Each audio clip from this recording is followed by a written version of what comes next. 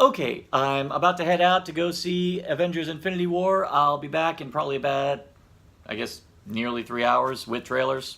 So, I'll be back.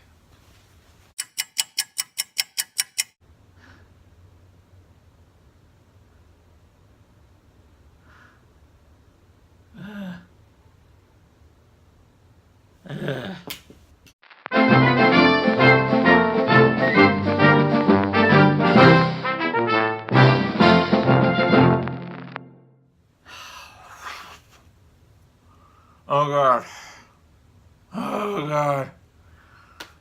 I was not ready for that. Avengers Infinity War. It is the 10th anniversary celebration of the Marvel Cinematic Universe, and within that 10-year span, we have gotten 18 movies leading up to this. It seems like every year since Iron Man back in 2008, we seem to always want to talk about some new ground that Marvel has broken when it comes to achievements in big, grand scale filmmaking.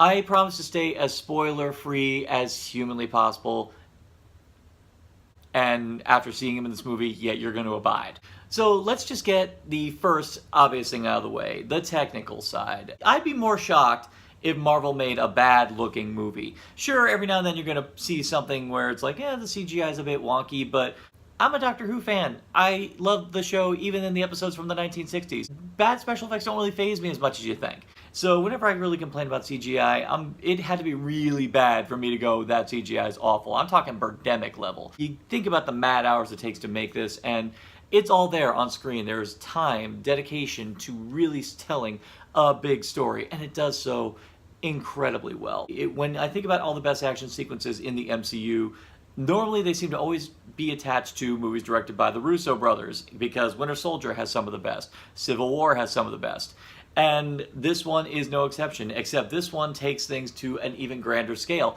And yet, very interestingly, the movie still seems to find time for more contained action sequences. These smaller ones have the same punch that you'd expect from the bigger ones. And a nice bit of fun is seeing all the characters, particularly characters who I've never met prior to this time, for example, like Iron Man, Doctor Strange, Guardians of the Galaxy, all having to work together. These are all characters with completely different fighting styles, but to see them have to work together is interesting. It is incredibly interesting, and it's wild to watch because it creates a new level of variety, which heretofore we had not seen prior to it. I'm not going to harp too much on the performances. A lot of these actors have been playing these roles for a very long time. You'd be more disappointed to see if they're sleepwalking through it, and none of them are. You still feel the energy that comes from these actors and how much they bring to the table. So the real big question is the big purple dude. No, I'm not talking about him. I'm talking about Thanos, baby. Thanos is one of the big bads of Marvel. A lot of people have been waiting for this ever since he turned his head and looked like he just got an erection. I'm sorry, that's what it looked like to me. I mean, the dude worships death. I'm sure that's exactly what it was. I think the one thing people really did feel good about was Josh Brolin. And did Josh Brolin deliver? Abso-freaking-lutely. For a performance that's entirely covered in CGI, it says so much when the actor's performance is still able to shine through. You still look at Thanos' face, and unmistakably that is Josh Brolin. This dodged so many mistakes that Justice League made with Steppenwolf only just a few months prior. And it's not just about the visual effects on him either. It's also the presence. It's also the atmosphere. It's the way the character is framed, the way he's presented, and not only that, the way he is established to be a force to be reckoned with. In the beginning of the movie, he engages in a fight, which for any other villain would pretty much be a KO. No. And that's just the beginning. Everything about this character is thoroughly explored. In fact, a strong argument can be made that this is Thanos' movie. And that's not a bad argument to make. But somehow this movie seemed to skate the line where the villain did not overshadow the other reason we all wanted to see this movie, is to see all of our favorite heroes from all these movies come together as one. And it's in that respect the movie really delivered. There's a lot of characters in this one, even more than the Avengers, even more than Age of Ultron and Civil War. This is all of them. Okay, not all of them. 2 of them got written out. You know what? He's going to take July. He is going to take July. I am telling you, my boy and the Wasp are going to take July. Yeah! So the big question is this movie overcrowded? Yes, it is exceptionally overcrowded. The movie does jump back and forth to a lot of different plots, and some are more interesting than others. I will say Thor's plot may have moved at probably the most glacial, but fortunately the payoff to it is substantial enough that you forgive it. But the strange thing is, despite everything, it still comes together extremely well. Now, a lot of people are comparing this movie to a lot of middle child movies from a lot of illustrious trilogies. I'd tell you which ones, but once again, it could be a... I am actually going to compare it to another film, Jay and Silent Bob Strike Back. That film was made as a love letter to all the fans who dedicated their time to watching and enjoying the films of Kevin Smith. This film does the exact same thing. This film felt like it was a love letter to all the people who devoted their time to watching, rewatching everything with the Marvel Cinematic Universe. And I'm not just talking about the movies, I'm talking about the TV shows. I'm even talking about the prelude comics that Marvel comes out with leading into these movies. It is made for us. Now, with that said, does this movie alienate the people who didn't? I'm ashamed to say yes, it absolutely does. If they're not on board by the time this film came around, they're just not on board in general. These are the people that you see right when the credits start walk out of the theater. And you're like, why? It's very obvious that this movie is not for them. As I said, there's a lot of subplots that happen all over the place involving a variety of characters. But the thing I find most fascinating about this movie is that the way it unfolds, a lot of the scenes in this movie actually feel episodic.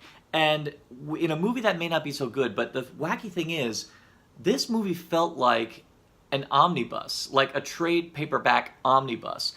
And I kind of dug that. You look at pretty much the first 10 minutes of this movie, it feels almost like the first issue of a big comic book saga. It's not one of those things where they're here, and then all of a sudden they cut to this, and then they got back to it. No, there's actual points in this movie where it actually focuses entirely on this for at least 10 minutes to maybe 15 minutes.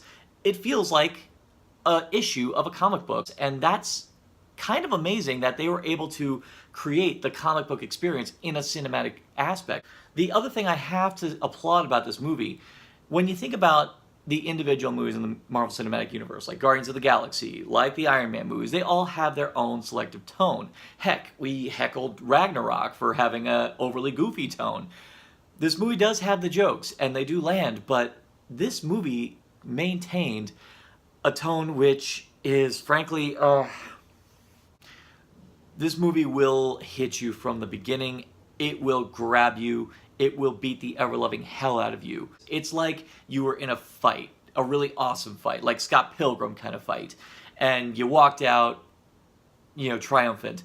You're in pain, but by God, are you relishing the experience? And that is how I felt walking out of Infinity War. Even when I woke up in the morning, I was still racked with anguish and despair, but at the same time elation that this movie made me feel everything that I would have wanted to feel for a movie that was meant to be as monumental as this one was designed to be. And the fact that it delivered all the goods for a person like me who has invested so much time into Marvel and the MCU, and the fact that I love the MCU so much that it's made me want to go out and read more comics. It's really because of the MCU that I fell in love with Ant-Man and that I started reading more of his comics. The fact that this movie was such a perfect embodiment of why we love the MCU is a testament to the Russos, to Kevin Feige, to everyone involved. Now, yes, the movie does alienate the people who aren't as passionate about it, and you tend to apologize for that, but in the end, the movie is really made for people like us. And with that, that's why I'm going to give Avengers Infinity War a narcotic casserole rating of...